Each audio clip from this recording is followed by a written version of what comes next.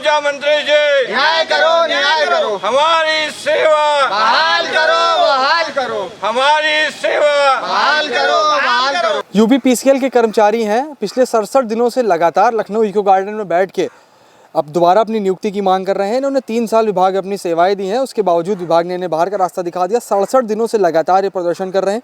ऊर्जा मंत्री हो या फिर आला अधिकारी हो, हर किसी से इन्होंने वार्ता की है। इनका कहना है कि इनको आश्वासन मिला, लेकिन वो सिर्फ आश्वासन रह गया। इन्होंने एक बार विधानसभा का भी घेराव किया। हम बात भी करेंगे। भैया, काफ़ी लंबा समय हुआ जा रहा है आप लोगों को, कोई भी आप लोग की सुध लेने नहीं आ रहा, क्या सोचा है, कब तक बैठेंगे?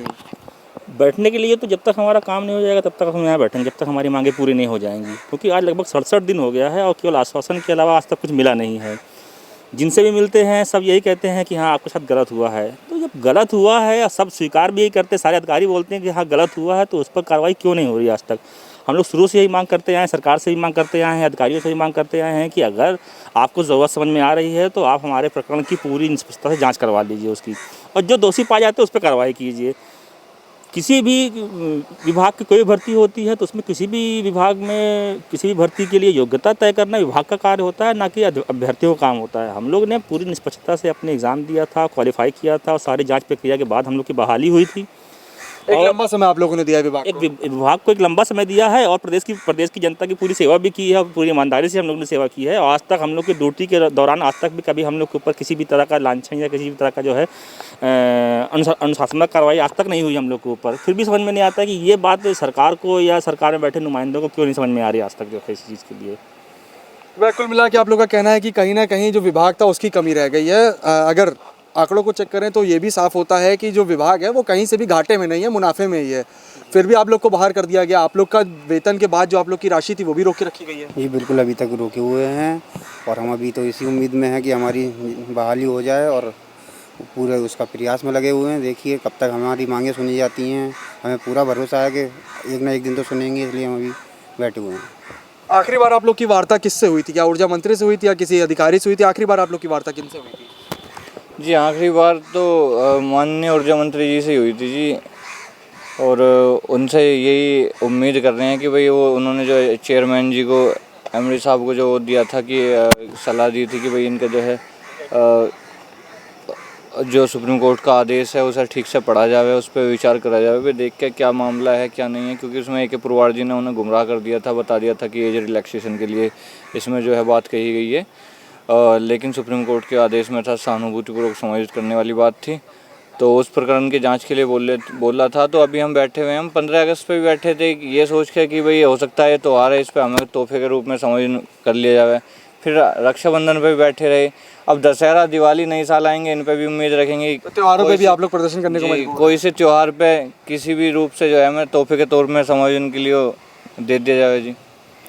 भैया ऐसे तो देखी जाए 603 आप लोग की संख्या है, लेकिन कहीं ना कहीं आपके परिवार के लोग भी आप लोग से जुड़े हुए हैं। एक लंबा समय हो गया है आप लोगों को, किस तरह की दिक्कतें आ रही हैं? परिवार से क्या कहा जाता है? आप लोग इतने लंबे समय से बाहर प्रदर्शन कर रहे हैं। ज़्यादातर परिवार के लोग पूछते हैं क्या होगा क्या नहीं होगा, आ रहे क्यों नहीं हो, कि हम कैसे लौटें। ज़्यादातर खाने की भी परेशानियाँ हो रही हैं, हम इधर उधर से खा रहे, रहने की भी दिक्कतें तमाम है, लेकिन उम्मीद है भी। उम्मीद पर तो दुनिया कायम है, तो हम भी कोशिश में लगे हुए हैं हो जाए, इसलिए प्रयास हमारा जारी है।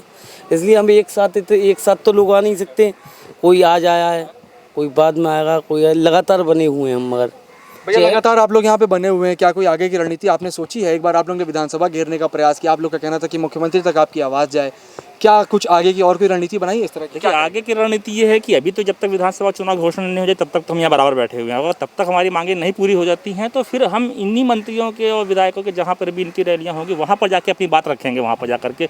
और चूँकि इको गार्डन में बैठे हैं हम लोग, एक बंद जेल है, यहाँ से हमारी आवाज़ जो है जनता तक हो सकता है जा नहीं रही हो, लेकिन जब ये अपने विधानसभा को लेकर के अपनी रैलियों में जाएंगे तो वहाँ पर भी हम अपनी बातें रखेंगे और जनता के सामने बताएंगे कि हाँ हमारे साथ क्या हुआ, क्या गलत हुआ हमारे साथ।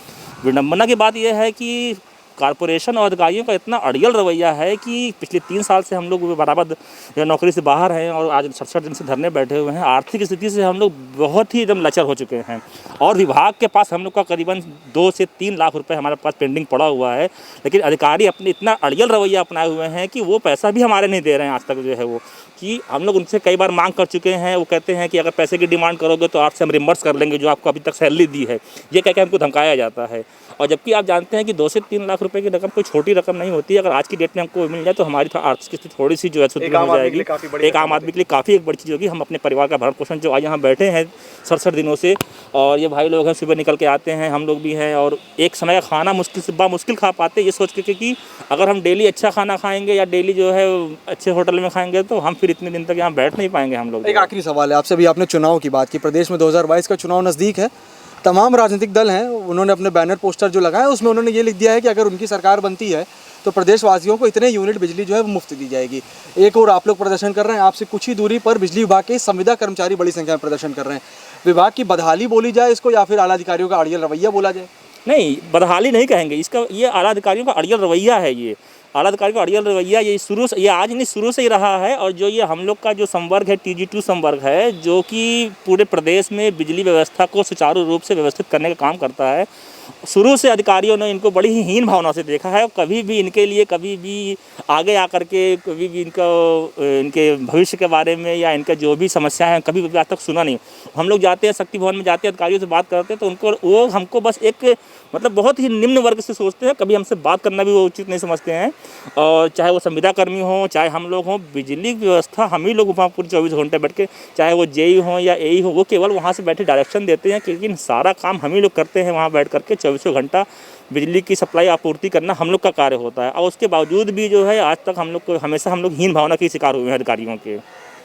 तो कुल मिला के अब आप लोग ने साफ कर दिया, जब तक आपकी सुनवाई नहीं होगी आप इसी तरह से जमे रहेंगे? बिल्कुल बिल्कुल, जब तक हमारी सुनवाई नहीं होगी, जब तक हम यहीं डटे रहेंगे। क्योंकि लास्ट टाइम जो हमारी ऊर्जा मंत्री से मुलाकात हुई थी, ऊर्जा मंत्री जी का साफ स्पष्ट यही था कि उन्होंने पहले वर्डिंग यही कही थी कि अरे यार तुम्हारे तो RDS में लिखा है एज की छूट, लेकिन जब उनको बताया गया कि नहीं एज की छूट की बात नहीं की गई है, हमारे समायोजन की बात की गई है, तो उन्होंने नाम लेकर कहा कि जो उस समय के वर्तमान जो अध्यक्ष थे उत्तर प्रदेश पावर कॉर्पोरेशन के अरविंद कुमार जी, उन्होंने उनको मतलब इस मामले में भ्रमित किया हुआ है। तो मतलब समझ में नहीं आता है कि अधिकारी भ्रमित कर रहे हैं और नेता भ्रम में हो रहे हैं, क्या उनको ऑर्डर नहीं पढ़ पा रहे हैं या उनको समझ नहीं पा रहे हैं, क्या है।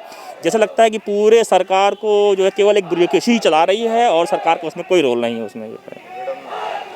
तो कुल मिला के UPPCL के कर्मचारी हैं, 3 साल इन्होंने विभाग में अपनी सेवाएं दी थी, उसके बाद इन्हें बाहर का रास्ता दिखा दिया गया। इनका कहना है कि इनकी जो वार्ता है वो ऊर्जा मंत्री से भी हुई थी, इनको आश्वासन मिला था, लेकिन आला अधिकारियों का अड़ियल रवैया है जिस वजह से ये लगातार प्रदर्शन करने को मजबूर है। इनका कहना है कि 67 दिन हो चुके हैं, इन्होंने कई त्यौहार यहाँ पे प्रदर्शन करते हुए निकाल दिए हैं। इनका कहना है जब तक इनकी सुनवाई नहीं हो जाती यहाँ पे इसी तरह से जमे रहेंगे और सरकार तक अपनी बात पहुँचाने का प्रयास लगातार करते रहेंगे। सूरज के साथ मंग पांडे, LB न्यूज़, लखनऊ।